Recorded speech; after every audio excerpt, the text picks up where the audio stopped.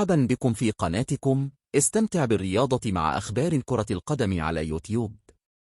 كرام مشاهدينا متابعينا في كل مكان، 22 ولحسابات هذه المجموعة الأولى تأتيكم هذه المباراة التي تجمع فريقي باريس سان جيرمان، الفريق الذي يستضيف في ملعبه وبين جماهيره الحاضرة هنا في مدرجات ملعب بارك دي برانس.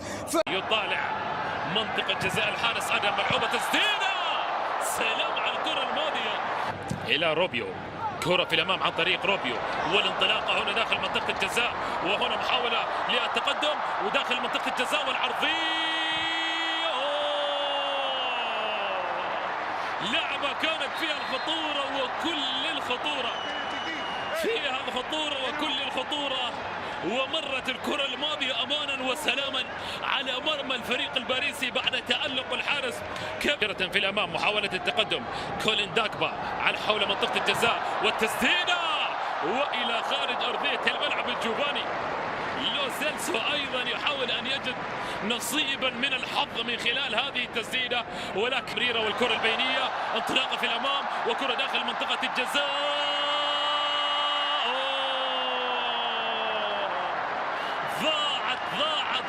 ضاعت وللمرة الثانية يا كيفن جاميرو، للمرة الثانية الأتلتي يعاود الكرة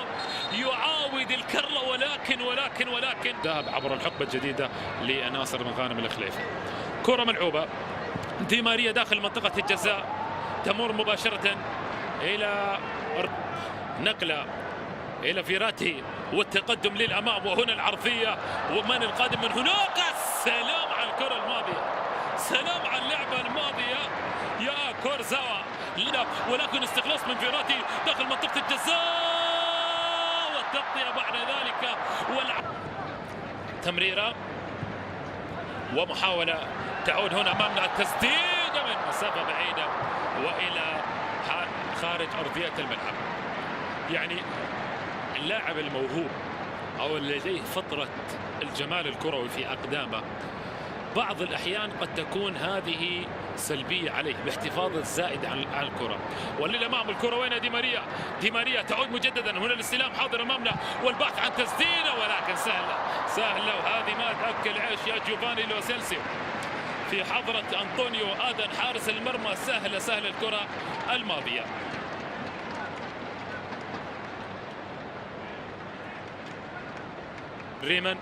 كيفن ريمان يبقى يلعب الكرة داخل منطقة الجزاء والعرضية والتسديدة وركلة جزاء، ولكن المتابعة بعد ذلك في المرمى، والفرحة الأولى.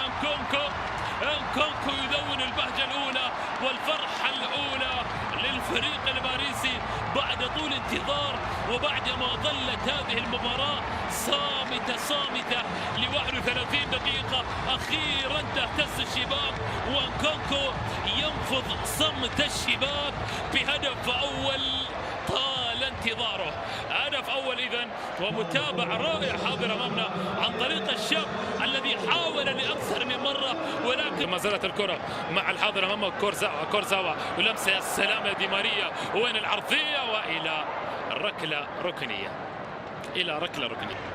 محاولة التقدم والمرور هنا داخل منطقة الجزاء، والعرضية وديارة حاضر، والمتابعة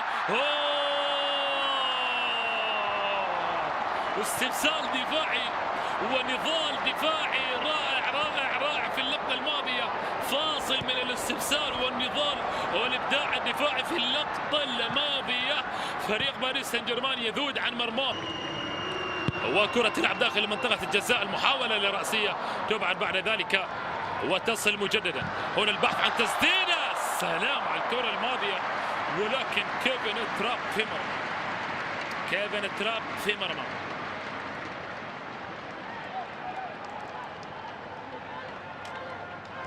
مع أنطونيو مويا تلعب داخل منطقة الجزاء، كرة أنطونيو مويا وسهلة مع كيفن ترام. وفي هذه عندما ظهر وتألق مع منتخب فرنسا، لدينا هنا محاولة داخل منطقة الجزاء والبحث عن تسديدة وتمر مباشرة تمر مباشرة. آلين جورجين اللاعب الذي أذكره تماما في بطولة أوروبا تحت ال17 عام. الركلة الركنية تلعب مباشرة داخل منطقة الجزاء وإلى خارج أرضية الملعب. لعبة مرت أمانا وسلاما على مرمى باريس سان جيرمان.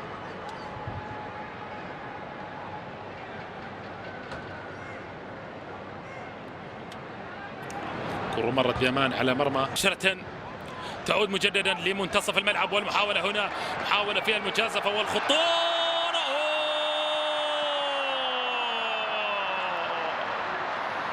لعبة فيها المجازفة والخطورة وباريس سان جيرمان يقتنص الكرة الماضية، يقتنص الكرة الماضية.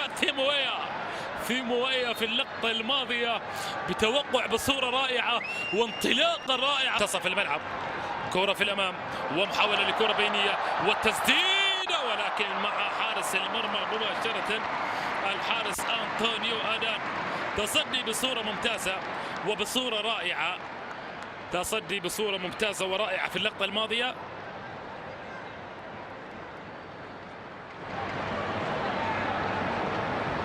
لباريس سان جيرمان وتقدم لي الأمام بكرة داخل منطقة الجزاء. يا سلام، سلام على اللعبة الماضية، سلام يا ابن ويا.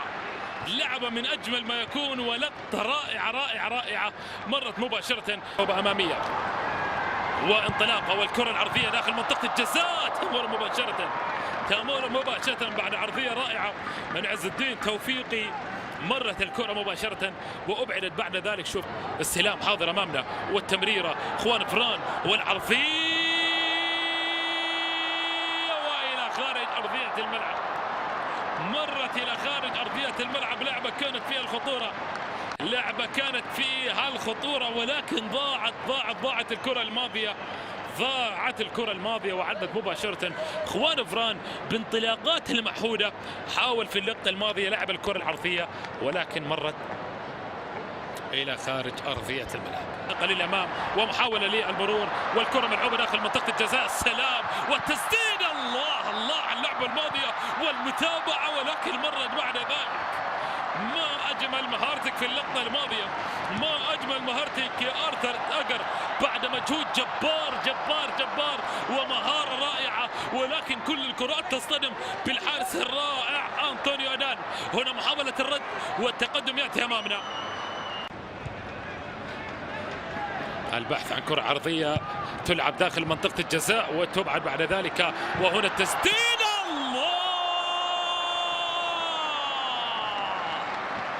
سلام على الكرة الماضية. موسى ديابي ينثر جماله داخل أرضية الملعب. لاعب يقدم مستوى من أجمل ما يكون. ثاني أقل بكثير حالا مما كان عليه شوط المباراة الأول.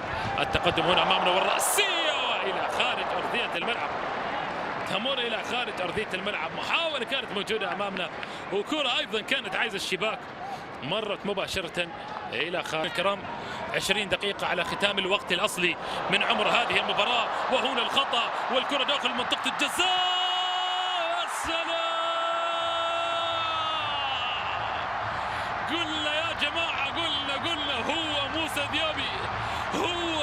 ديابي منذ الوهلة الأولى ومنذ دخوله وهو عازم على معانقة الشباك للاعب ظل يعانق المتعة الكروية وظل يمتعنا منذ أن دخل وأمن على متعته بهدف رائع أمامنا. خطأ كبير جدا، وهنا مباشرة ما يهزر مباشرة ولا يلاعب أمام المرمى. موسى مجددا للأتلتي تلعب داخل منطقة الجزاء والرأسية.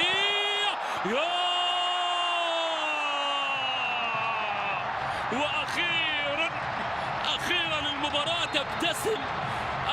المباراة تبتسم للأتلتي. فيكتور مويخو يدون الهدف الأول بعد صمت طال هذه المباراة وبعد عناد ظل مرمى الفريق الباريسي معاندا لكل محاولة. وانت ماشي وما اكثرهم. كرة ملعوبة ومحاولة داخل منطقة الجزاء والعرضية وفي الجول. هدف يأتي للأتلتي، هدف ياتي للأتلتي. يا دوب ما تمينا الحديث عن سيرة الحراس الألمان يا كيفن تراب إلا وأتى هدف التعادل، إلا وعانقت الكرة مرمى الألماني كيفن تراب. هدف ياتي يعني عز الدين توفيقي، يعني قدم اليسرى قدم يسرى مغايرة تماما فيها الجمال والتسديدة. الله الله الله